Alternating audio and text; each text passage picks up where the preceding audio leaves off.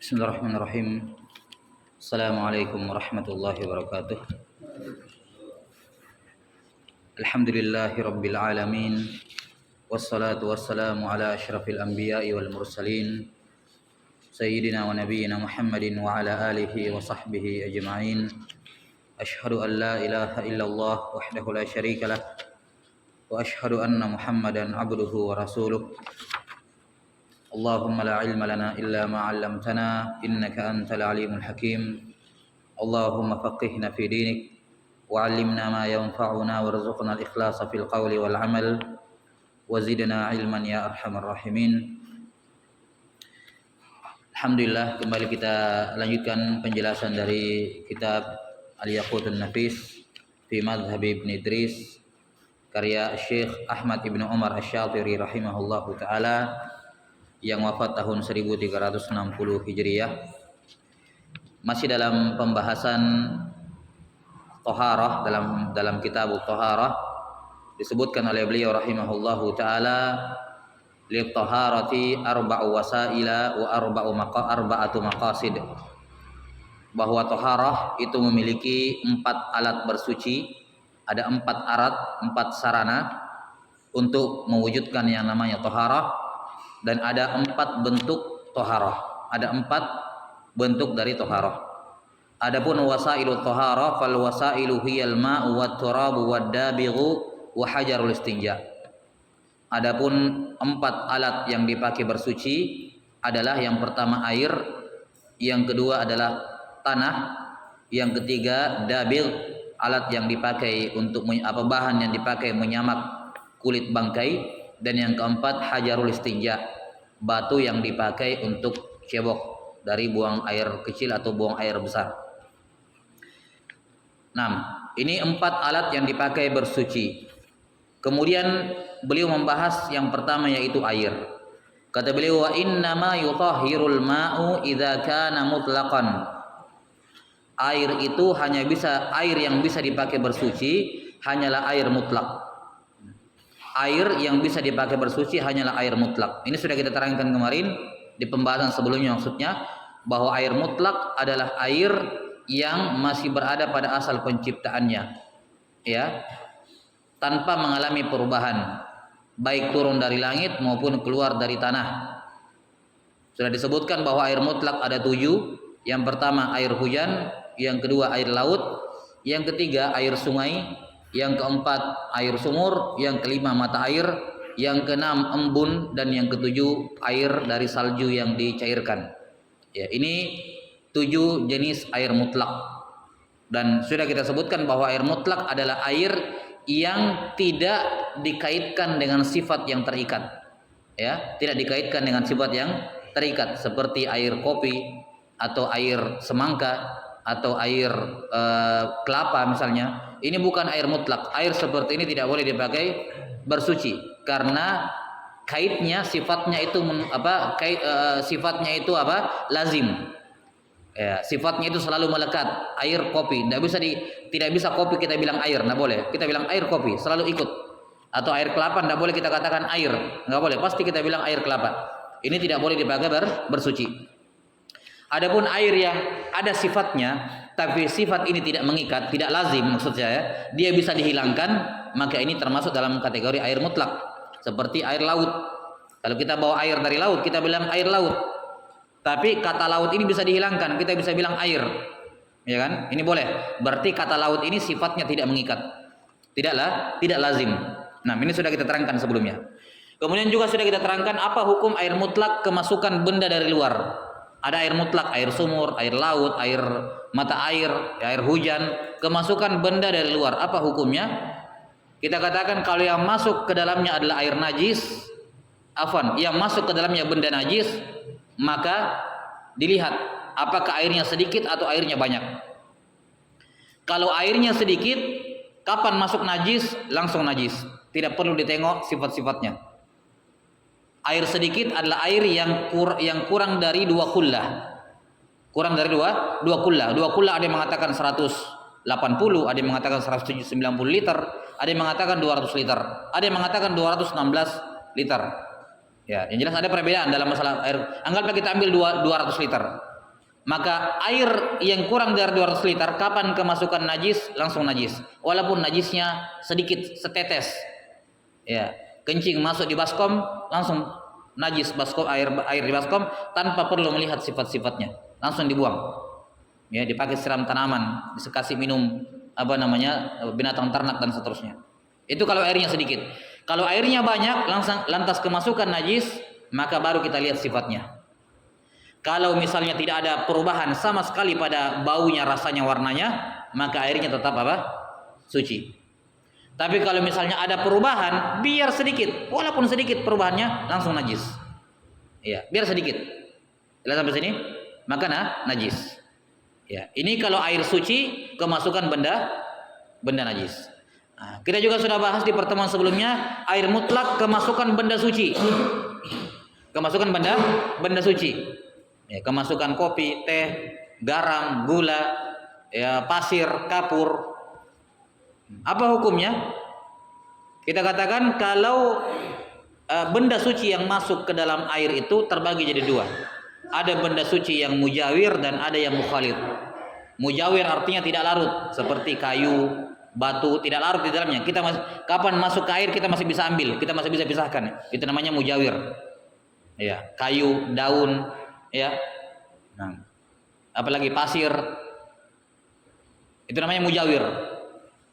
Nah, kalau benda mujawir seperti ini masuk ke dalam air, biar berubah signifikan, biar berubah, maka tetap boleh dipakai bersuci. Misalnya air dimasukkan kayu manis. Itu menjadikan airnya menjadi apa? Merah. Mungkin rasanya juga berubah, baunya juga berubah, ini tidak ada masalah, tetap boleh dipakai berwudu. Kenapa? Karena benda ini mujawir, masih bisa diambil kembali. Atau keruh gara-gara pasir. Keruh gara-gara apa? Pasir atau batu. Ini tidak ada masalah, biar bagaimana keruhnya, asalkan pasir dengan batu. Ini boleh dipakai berwudu. Kenapa? Karena batu dengan pasir ini tidak larut dalam air. Atau misalnya bidara, air dimasukkan bidara, biar bau jadi harum, biar airnya menjadi agak kehijau-hijauan, tidak ada masalah. Karena bidara ini mujawir, bisa diambil kembali. Tapi kalau yang masuk ke dalamnya mukhalid, yang masuk ke dalam air dan larut, tidak bisa dipisah lagi, seperti gula. Gula masuk ke air, tidak bisa diambil lagi, biar ditapis. Ya. Kalau yang masuk ke dalamnya adalah benda yang mukhalid, yang larut di dalamnya, maka baru kita lihat sifat-sifatnya. Kalau tidak ada yang berubah sifat-sifatnya sama sekali, aman, masih bisa dipakai berwudu. Kalau ada yang berubah, tapi sedikit perubahannya tidak signifikan, maka masih bisa dipakai berwudu. Tapi kalau perubahannya berat, sudah menghilangkan nama air darinya, kita tidak bisa bilang ini air lagi. Seperti air kemasukan susu, kita tidak bisa bilang lagi ini air. Ini sudah susu namanya, ya kan? Sudah kopi namanya. Sudah menghilangkan nama air, maka ini apa? Tidak boleh dipakai berwudu. Jelas sampai sini? Ini sudah dijelaskan pada pertemuan sebelumnya, ya. Walillahil hamd, selesai semua pembahasan berkenaan dengan masalah air. Nah, kemudian di sini kita bisa mengetahui bahwasanya semua benda suci selain air tidak boleh dipakai berwudu, tidak boleh dipakai bersuci. Semua benda cair selain air tidak boleh dipakai bersuci. Hanya air yang boleh. Minyak, ya. Nah, kemudian apa yang semisal dengannya? Bensin misalnya, ini tidak bisa dipakai bersuci. Pakai susu. Nah, kemudian yang butuh ditambahkan berkenaan dengan masalah ini adalah hukum benda cair selain air. Apa hukum benda cair lain selain air? Misalnya ada susu satu drum besar, isinya susu semua. Sampai sini ya? Atau misalnya bikin teh misalnya satu baskom misalnya. Ini benda cair selain air. Apa hukumnya kalau kemasukan najis? Kata para ulama, hukum benda suci selain air dalam hal kemasukan najis hukumnya sama seperti air yang sedikit. Hukum benda suci benda cair selain air ketika kemasukan najis itu hukumnya sama seperti air yang sedikit. Apa hukumnya tadi? Air sedikit kemasukan najis, langsung najis. Air kurang dari 200 liter, langsung najis, kemasukan najis. Maka demikian pula biar susu satu drum besar, ya, atau di pabrik susu misalnya yang susunya besar itu, apa namanya, tempat penyimpanannya, ya, jatuh bangkai cicak satu sudah najis semua, tidak bisa diapa-apain, ya. Jelas sampai sini karena benda suci selain benda cair selain air, biar bagaimanapun banyaknya, kapan kemasukan najis maka hukumnya sama seperti air yang kurang dari 2 kullah, yakni langsung najis. Ya, langsung najis. Allahu taala alam bisawab. Ini selesai alat bersuci yang pertama yaitu air. Alat bersuci yang kedua kata beliau wat-turab, tanah. Akan diterangkan nanti di sini dalam pembahasan tayamum bahwa yang dimaksud dengan tanah di sini adalah turbah. Ya, turbah yaitu debunya. Karena apa debunya? Karena itulah akan diterangkan nanti bahwa tanah yang basah tidak bisa dipakai bertayamum. Kenapa? Tidak ada debunya. Bagaimana caranya kita bertayamum kalau tidak ada yang lengket di tangan? Yang lengket itu kan debu ya. Yang kita debu. Debu. Ya, akan diterangkan nanti. 6. Kemudian untuk tanah ini selain dipakai bertayamum akan diterangkan nanti pada babnya, juga dipakai untuk menghilangkan najis mughalladah, yakni najis jilatan, najis anjing. Ini juga nanti akan dijelaskan pada tempatnya. Ya. Ini alat berbersih yang kedua, tanah. Jadi tanah pemakaiannya cuma 2 dalam Islam, dalam pembersihan najis. Yang pertama dalam tayamum dan yang kedua dalam najis anjing, itu saja. Selain daripada 2 ini, tanah bukan alat berbersih. Ada orang injak tai kucing misalnya, tai sapi, sendalnya digosok-gosok ke tanah, tidak suci. Tanah tidak bisa menghilangkan najis. Tanah penggunaannya cuma 2, tayamum sama najis anjing. Itu pun najis anjing cuman bukan dia intinya kan air 7 kali. Dia cuman tambahan begitu, walaupun harus syarat tapi tambahan. Jadi tanah tidak bisa dipakai untuk menghilangkan najis, tidak bisa. Ada pakaiannya kena najis, digosokkan ke tanah, tidak syah, tetap najis.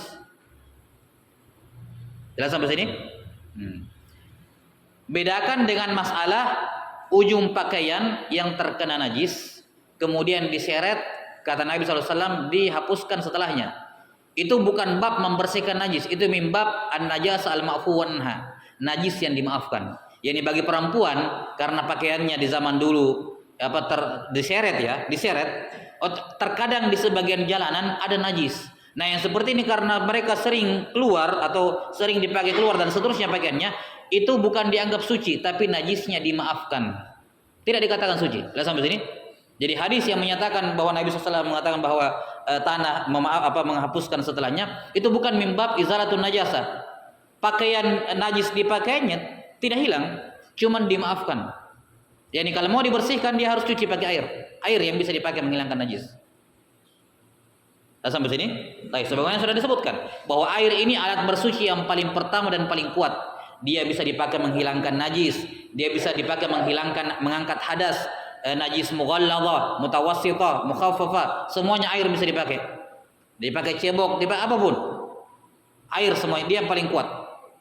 Sementara tanah penggunaannya cuma 2, tayamum sama najis anjing, itu saja. Selain daripada itu tanah tidak boleh dipakai bersuci. Bukan alat bersuci. Tidak bisa mengangkat hadas dan tidak menghilangkan najis. Kata beliau rahimahullahu taala, wa inna ma yutahhirul ma'u idza kana mutlaqan wat turabu idza kana khalisan ghaira musta'mal. Kata beliau rahimahullahu taala, tanah juga hanya bisa dipakai bersuci itu pun kalau khalis, tanahnya murni. Akan diterangkan nanti di bab tayamum bahwa tanah yang boleh dan syah dipakai tayamum adalah tanah yang murni tanah, tidak bercampur dengan yang lain.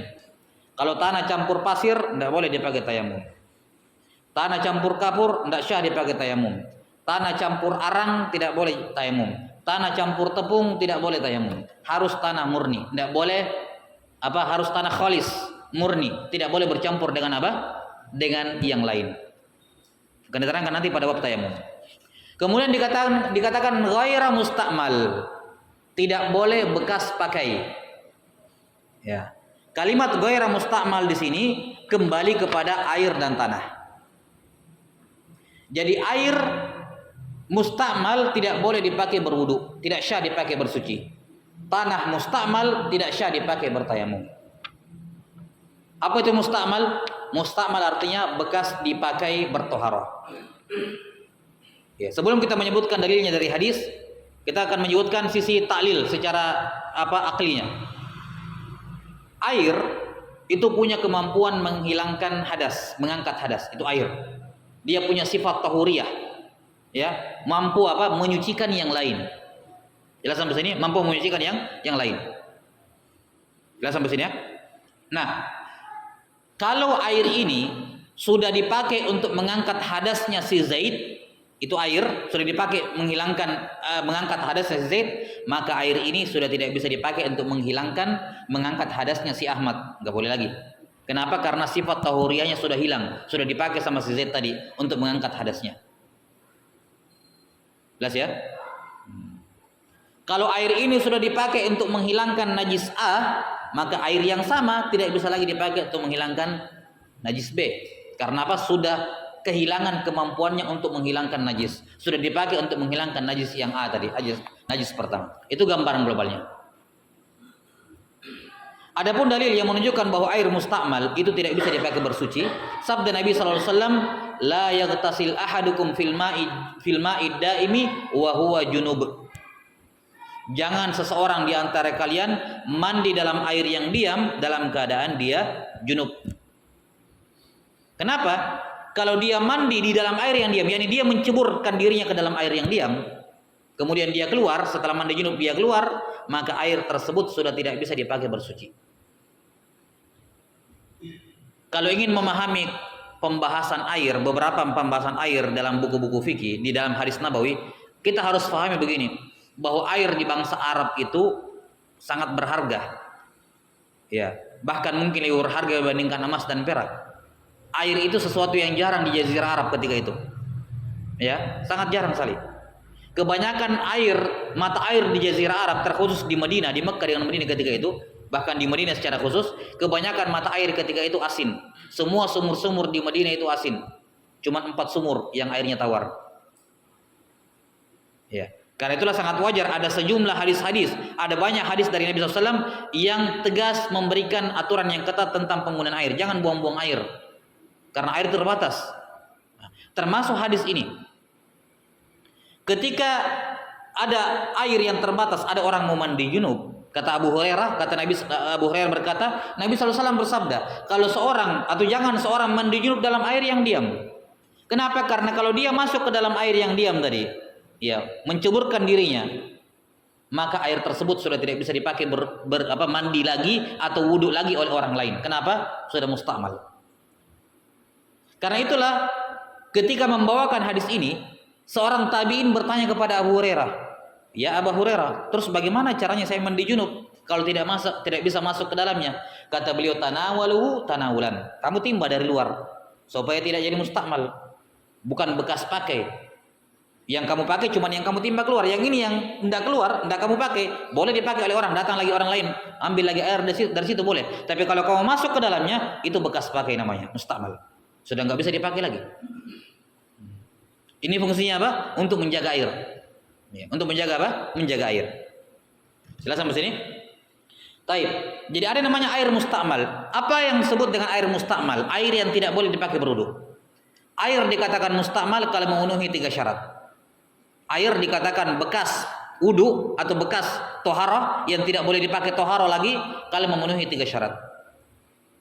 Syarat yang pertama, sudah dipakai pada toharoh yang wajib atau bekas pakai toharoh yang wajib. Bekas pakai toharoh wajib. Syarat yang kedua, sudah lepas dari anggota tubuh. Sudah lepas dari anggota tubuh. Dan syarat yang ketiga, airnya sedikit, yakni kurang dari 2 kullah, kurang dari 200 liter. Atau kita balik biar lebih jelas. Syarat yang pertama, airnya sedikit, kurang dari 200 liter, kurang dari 2 kullah. Syarat yang kedua, dipakai dalam toharoh yang wajib, bekas dipakai dalam toharoh wajib. Dan yang ketiga, sudah lepas sudah lepas dari anggota tubuh. Baik, ini dikatakan air mustamal. Syarat yang pertama, air mustamal itu harus air sedikit, kurang dari 200 liter. Karena itulah kalau airnya sudah 200 liter ke atas, tidak ada yang namanya mustamal. Kita tidak bahas air mustamal di situ. Air di kolam renang, biar orang 10 orang mandi junub ke dalam turun bersama-sama tidak ada masalah. Kolam renang lebih dari 200 liter. Sudah sampai sini? Ya. Kolam renang, danau, biar 10 orang mandi junub langsung masuk ke dalam, aman, tidak ada masalah. Karena pembahasan air mustakmal terkait dengan air yang sedikit. Makanya di hadis tadi apa? Tentang ina bejana mandi. Jangan seorang mandi di dalam air yang diam. Yani di zaman itu bejana mandi itu kecil, kurang dari 200 liter. Jadi syarat yang pertama kurang dari 200 liter, kurang dari 2 kullah, airnya sedikit. Ya. Karena itulah kalau kita berbicara air di atas 200 liter sudah tidak ada 2 kullah. Sudah sampai sini? Baik. Kalau misalnya begini, ada air mandi 100 liter, ada orang sudah mandi junub di situ. Jelas? Ada orang sudah mandi junub ke situ. Satu bathtub misalnya, bathtub anggaplah misalnya 100 liter ya, 100 liter misalnya. Ya, besar ya. Masuk ke dalamnya orang mandi junub di situ. Maka airnya apa? Mustamal karena 100 liter. Orang yang kedua masuk ke dalam air yang 100 liter juga. Mandi junub juga. Apa hukumnya? Mustamal juga. Sudah sampai sini? Ini air di bathtub ini tidak boleh dipakai wudu. Yang di sini juga tidak boleh dipakai wudu. Tapi kalau air keduanya dipindahkan ke satu bejana yang besar sehingga sampai 200 liter, maka apa hukumnya? Boleh dipakai berwudu. Kenapa? Karena sudah air banyak. Dan ketika air banyak, sifat istimalnya hilang, mustamalnya hilang. Kalau dia bersendiri 100-100, tidak boleh dipakai. Tapi kalau digabungkan jadi 200 liter, jadinya air banyak sehingga boleh dipakai berwudu. Walaupun kemudian setelah kumpul 200 ini kita pisahkan kembali 100-100. Apa hukumnya dipakai? Boleh atau tidak boleh? Hah? Boleh. Boleh. Jadi setelah digabungkan 200 kita pisahkan lagi 100-100. Ya, setelah dipisah ini apa hukumnya? Boleh, karena tadi ketika sudah jadi 200 sifat mustakmalnya sudah hilang. Ketika disendirikan ya sama. Bukan mustakmal. Dah sampai sini ya? Maka syarat yang pertama dikatakan air mustakmal yang tidak boleh dipakai lagi berwudu atau mandi junub adalah airnya kurang dari 2 kullah, kurang dari 200. Ini syarat yang pertama. Syarat yang kedua, bekas dipakai toharo yang wajib. Misalnya, ini baskom. Saya berwudu. Berwudu. Ya, berwudu masukkan mukanya misalnya ke bawah. Ini sudah mustakmal. Atau mukanya mungkin diambil di luar. Tapi pas dia cuci tangan sampai siku, dia masukkan tangan sampai siku begini dalam air. Nah, ini sudah mustakmal. Mustakmal artinya apa? Sudah tidak boleh dipakai untuk cuci tangan kirinya. Ini tangan kanannya dimasukkan nih. Nah, ini mustakmal. Tangan kirinya masuk, enggak syah sudah. Harus air yang baru untuk mencuci tangan kirinya. Harus air yang baru untuk mencuci tangan kirinya. Sudah sampai sini? Kenapa? Karena ketika dia masukkan tangan kanannya ke dalam baskom dengan niat mencuci, masukkan tangannya ke dalam baskom dengan niat mencuci, dia ceburkan tangannya ke dalam, jadilah air tersebut mustakmal. Sehingga sudah tidak bisa dipakai untuk mencuci tangan kirinya. Menurut pendapat sebagian ulama, sebagian mengatakan masih boleh dia pakai tangan kiri untuk tangan kirinya, tapi kepalanya sudah tidak boleh. Kenapa masih boleh tangan kirinya? Karena sebagian mengatakan tangan kanan dan tangan kiri dihitung satu anggota tubuh, dihitung satu.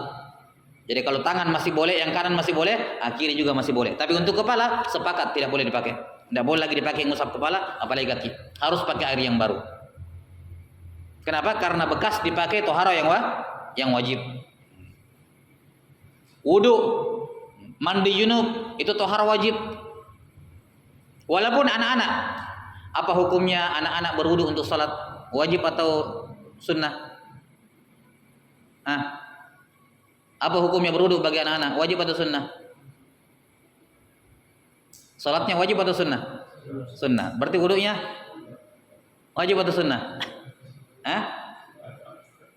Yani siapapun yang mau salat, wudu itu wajib, walaupun anak kecil. Jadi dari sudut pandang itu, wudu ini wajib bagi dirinya. Walaupun anak kecil tidak ada kewajiban yang wajib kan gitu. Tidak ada ibadah yang wajib anak kecil, belum balik. Tapi dari sudut pandang itu, wudu itu tetap wajib baginya. Jadi walaupun anak kecil yang pergi berwudu, anak kita misalnya pergi wudu, Tentunya dengan syarat apa? Sudah mumayyiz. Sudah mumayyiz. Kalau belum mumayyiz masih anak-anak yang belum berakal ya tidak ada masalah. Ini sudah mumayyiz. Dia pergi berwudu. Ketika dia berwudu, dia masuk ke dalam, pas dia cuci kakinya, dia masukkan kakinya ke baskom.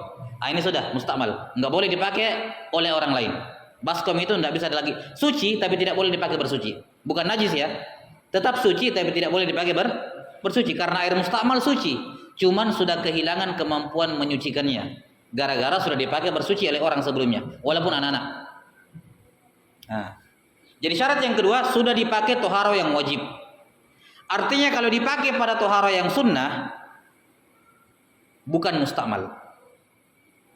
Kalau dipakai dalam toharo yang sunnah, bukan mustakmal. Contoh mandi Jumat. Kalau saya berdiri di bawah ada baskom di bawah saya berdiri di atasnya terus saya pakai shower mandi dengan niat mandi Jumat, maka air yang jatuh dari tubuh saya itu bukan mustakmal. Masih boleh dipakai berwudu sama orang lain. Kenapa? Karena mandi Jumat sunnah. Mandi Jumat itu mandi sunnah. Sehingga air yang jatuh ke baskom dari badan saya, selama tentunya tidak ada najis ya, masih boleh dipakai berwudu sama orang. Ada orang datang mau berwudu dari situ boleh. Dalam artian tidak boleh tayamum kalau ada air itu. Karena itu masih air. Jelas ya? Atau misalnya ada ember di bawah keran di masjid. Saya datang berwudu.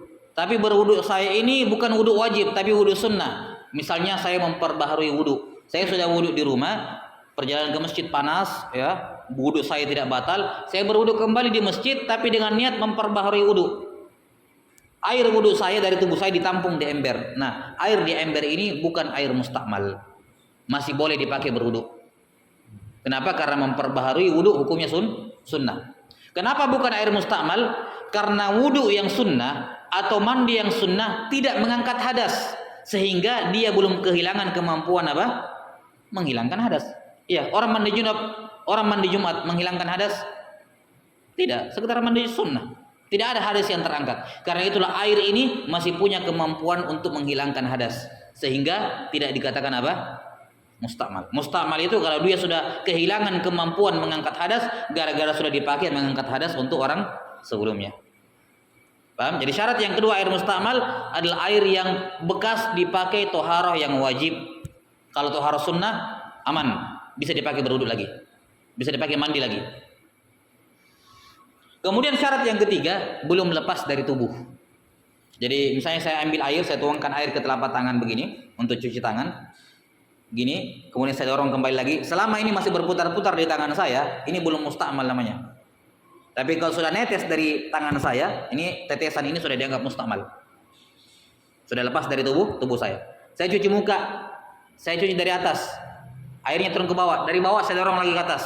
Ini selama masih putar-putar di muka saya ini belum mustakmal. Tapi kalau sudah jatuh dari muka saya ambil begini, saya tahan, baru saya gosok lagi, ini tidak boleh. Itu sudah mustakmal. Jelas sampai sini? Karena itulah ketika kita mengusap telinga dalam wudu itu harus dengan air yang baru, bukan bekas kepala baru ke telinga, enggak. Jadi ketika kita mengusap telinga dalam wudu itu harus pakai air yang baru. Kenapa? Kalau kita mengambil air kemudian kita usap kepala ini kan rukun ya, wajib. Ya, wajib. Kita usap, kemudian air di sini kita langsung usap di sini, ini tidak syah mengusap telinga. Kenapa? Karena air di sini sudah mustakmal, sudah dipakai mengusap kepala. Dan kepala hukumnya apa? Wajib. Itu tohara yang wajib kepala, rukun wudu. Karena itulah setelah mengusap kepala, kalau dia mau mengusap telinga harus mengambil air yang baru. Karena air bekas kepala tadi yang di sini mustakmal, yang di tangan. Jelas sampai sini ya? Beda kalau misalnya air nih timba, perhatikan, timba, saya masukkan tangan di sini, cuci tangan. Apa hukum airnya? Saya masukkan tangan, cuci telapak tangan di awal wudu di dalam timba. Apa hukum airnya nih? Mustakmal atau bukan mustakmal? Hah? Bukan mustakmal. Kenapa? Karena cuci tangan hukumnya apa? Sunnah, bukan tohar wajib, tohar sunnah. Karena itulah walaupun saya masukkan telapak tangan saya di timba, saya masih bisa pakai untuk kumur-kumur. Karena bukan mustakmal, aman. Kalau sampai sini? Setelah itu apa? Saya boleh pakai cuci muka? Boleh karena bukan mustamal. Saya ambil lagi dari dalam sini, cuci muka. Nah, sampai sini ya? Ya. Saya boleh pakai cuci tangan sampai siku kalau masih cukup boleh. Boleh pakai ngusap kepala, boleh. Usap kepala. Nah, sampai sini. Nah, ketika mau mengusap telinga, tidak boleh dari bekas kepala langsung ke telinga. Kenapa? Karena air di tangan saya ini sudah mustamal. Kepala hukumnya apa? Wajib, bukan sunnah. Karena itulah ketika mengambil air untuk mengusap telinga itu harus dengan air yang baru, bukan air bekas mengusap kepala. Jelas sampai sini? Mengambil air yang baru. Kapan dia usap kepala begini terus masuk ke telinga, maka telinganya tidak dihukumi syah. Tidak dihukumi apa? Syah. Kenapa? Karena dia mengusapnya dengan air mustamal. Beda kalau dia mengusap telinganya dengan air yang kedua dan air yang ketiga. Akan diterangkan bahwa mengusap kepala disunnahkan 3 kali. Yang wajib yang pertama, kedua, ketiganya sunnah. Ambil air, usap 1. Selesai yang wajib kan? Nah, yang kedua, yang ketiga. Ketika yang ketiga saya langsung pindahkan ke telinga. Ini boleh. Karena yang ketiga tadi hukumnya apa? Sunnah, bukan mustamal, sehingga boleh langsung ke telinga. Tapi kalau yang pertama tadi itu hukumnya apa? Mustamal, tidak boleh langsung ke telinga. Jelas sampai sini? Ini perbedaannya. Jadi kalau misalnya dia cuma mengusap kepalanya 1 kali terus langsung ke telinga, maka kita kan katakan telinganya tidak syah diusap. Kenapa? Dia mengusapnya pakai air mustamal. Tapi kalau dia mengusap telinganya dari basuhan kedua dan yang ketiga dari kepala dan itu hukumnya sunnah, maka hukumnya apa? Syah. Karena bukan air mustamal. Jadi perhatikan, air mustamal bekas toharah yang wajib, dan mengusap kepala termasuk wajib dalam wudu, bukan sunnah. Beda tadi cuci telapak tangan sunnah. Karena itulah tidak jadi mustamal, boleh saya pakai kumur-kumur, tidak ada masalah. Jelas sampai sini? Iya, ini apa namanya? Definisi air mustamal. Jadi sekali lagi, air mustamal, air yang suci, boleh diminum, boleh dipakai mandi biasa, boleh dipakai mencuci, suci, tapi tidak boleh dipakai menyucikan tubuh. Tidak boleh dipakai bersuci dan tidak bisa mengangkat hadas. Adalah air yang terkumpul padanya 3 sifat. Yang pertama, airnya sedikit, kurang dari 2 kullah, kurang dari 200 liter. Yang kedua, sudah dipakai dalam toharah yang wajib, ya. Dan yang ketiga, ya, belum lepas dari anggota tubuh. Wallahu taala alam bisawab. Ini toharah, ini air mustakmal bekas berwudu atau mandi junub. Aturannya seperti itu. Kemudian air mustakmal dari menghilangkan najis. Bagaimana itu air mustakmal menghilangkan najis? Misalnya kencing bayi misalnya, atau anak-anak kencing, celananya begini, baskom dibawa di atas celananya, terus saya siram, ditampung airnya di bawah. Ini namanya yang dibawa air apa? Air mustakmal, air bekas menghilangkan najis. Ya, air bekas menghilangkan najis. Jadi ada kain kena kencing, saya siram, ya. Ketika saya siram, ya tentunya air mengalir dari pakaian yang najis tersebut, di bawah ditampung airnya. Nah, air ini dihukumi apa? Asalnya dihukumi air mustakmal, asalnya. Karena bekas apa? Nah, bekas menghilangkan najis. Sudah sampai sini? Walaupun nanti akan diterangkan insyaallah taala ada beberapa syarat tertentu airnya itu masih bisa dipakai, bukan air mustakmal. Nanti akan diterangkan di masalah menghilangkan najis, kapan air bilasan atau air siraman bekas najis bukan mustakmal lagi. Tapi asalnya itu mustakmal. Jelas sampai sini? Ya, nanti kita masih awal, itu rincian seperti itu insyaallah kita bahas nanti di masalah najis. Ya, bahwa kalau kita sudah menyiram najis, asalnya itu air tidak boleh lagi dipakai untuk menghilangkan najis yang lain, itu asalnya, kecuali terpenuhi beberapa syarat, akan diterangkan insyaallah taala. Kemudian tanah mustakmal. Apa itu tanah mustakmal? Yang mana namanya tanah mustakmal? Tanah mustakmal kalau masalah najis, ya berarti tanah bekas dipakai menggosok anjing, najis anjing. Misalnya ada dinding kena, atau lantai ada tapak kaki anjing, udah najis ini lantai, disiram 7 kali, salah satunya pakai tanah digosokkan.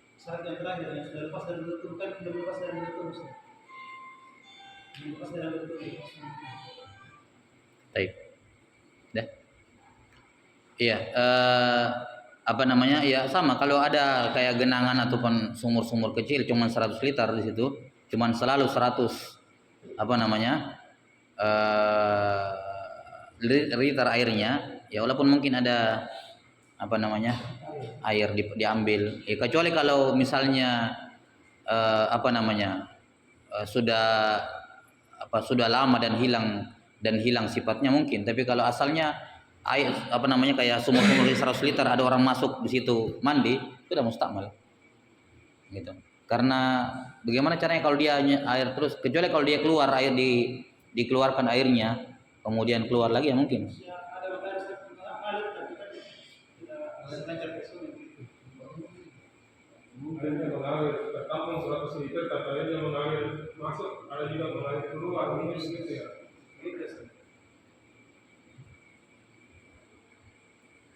Baru ada orang masuk ke dalam situ. Jadi maksudnya apakah airnya perlu dipakai misalkan mandi dalam situ rasa seperti mustakmal atau gimana? Karena kan kita mengalir cuma dari mata air Ustaz.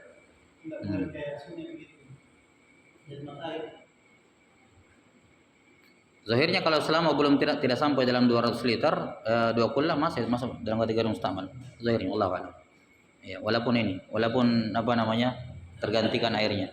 Cuman kalau misalnya ada orang sudah di sini, kemudian kira-kira misalnya ada orang terjun, terus kira-kira dengan sehari misalnya sudah terganti airnya, ya tidak ada masalah. Cuman kalau saat itu dia terjun situ terus kita masuk lagi itu tidak boleh, sudah jelas. Tapi kalau kurang lebih kira-kira ini perkiraan sehari terganti airnya, yang tadi sudah dipakai sudah digantikan semua, ini aman, tidak ada masalah insyaallah. Ya, terus yang kedua sudah lepas dari anggota tubuh, iya air mustakmal, dan telinga bukan bagian dari kepala. Ya sampai sini, telinga bukan bagian dari kepala. Karena itulah hukum mengusap telinga sunnah, sementara kepala rukun. Jelas? Iya. Hukum mengusap telinga dalam wudu sunnah. Buktinya apa? Tidak disebutkan dalam ayat Al-Quran. Dalam Al-Quran cuma disebutkan wamsahu biruusikum, usaplah kepala kalian. Dan 3 hadis tentang sifat wudu Nabi, hadisnya Utsman bin Affan, hadisnya Abdullah bin Zaid Al-Mazini, dan hadisnya Ali bin Abi Thalib. Ini 3 hadis yang paling lengkap menceritakan tata cara wudu Nabi. Tidak ada disebutkan bahwa Nabi mengusap telinga, tidak ada. Coba lihat di hadis-hadis Bukhari Muslim tentang tata cara wudu, enggak ada disebutkan Nabi mengusap telinga. Yang ada mengusap kepala. Karena itulah para ulama mengatakan mengusap telinga hukumnya sunnah, tidak rukun. Dan itu sudah cukup menunjukkan perbedaannya. Adapun hadis al-udhunani minar ra's, telinga bagian dari kepala, itu didhaifkan oleh para ulama. Ya, sebagian menghasankan, tapi ya sebagian mendhaifkan. Sudah sampai sini? Ya. Nah, dan sebagian mengatakan 2 telinga bagian dari kepala, yakni dalam hal hukum. Sebagaimana kepala diusap, telinga juga diusap, tapi tidak menunjukkan min di sini yakni bagian dari kepala, tapi maksudnya minar ra's yakni dalam hal hukumnya sama seperti kepala yang diusap, bukan dicuci. Sudah sampai sini? Nah, maka kapan lepas dari kepala sudah mustakmal. Ditambah lagi dengan hadis dari Nabi sallallahu alaihi wasallam. Ya, ada hadis dari Nabi sallallahu alaihi wasallam tentang masalah ini, dan juga asar dari sejumlah sahabat, dari sebagian sahabat. Wallahu a'lam bishawab. Ya. Cukup yang lain?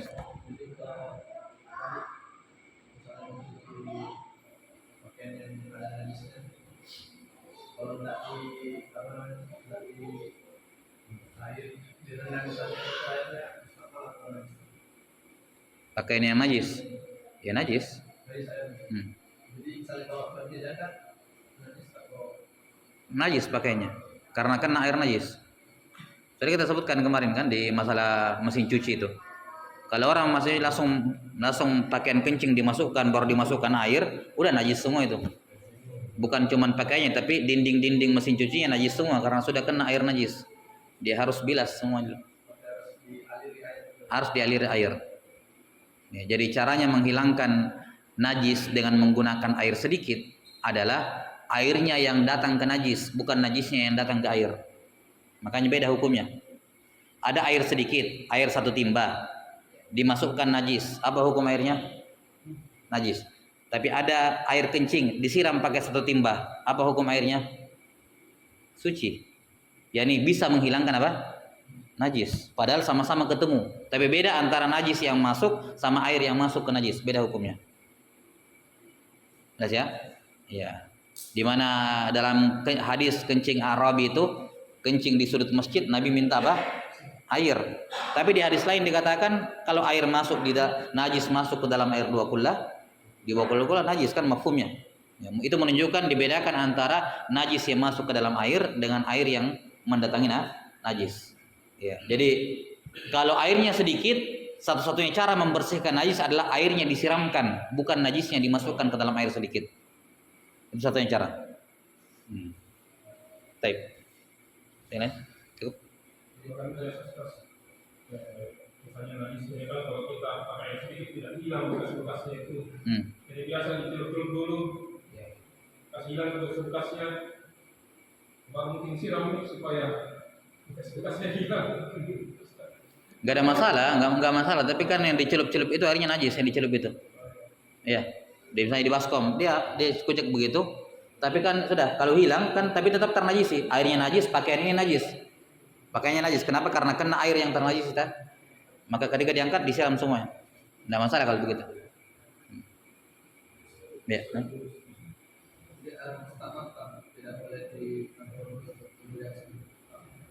Iya, walaupun untuk wudu yang sunnah. Walaupun untuk wudu sunnah, tidak boleh. Baik, naktafi. Sallallahu ala nabiyina Muhammadin wa ala alihi wa sallam.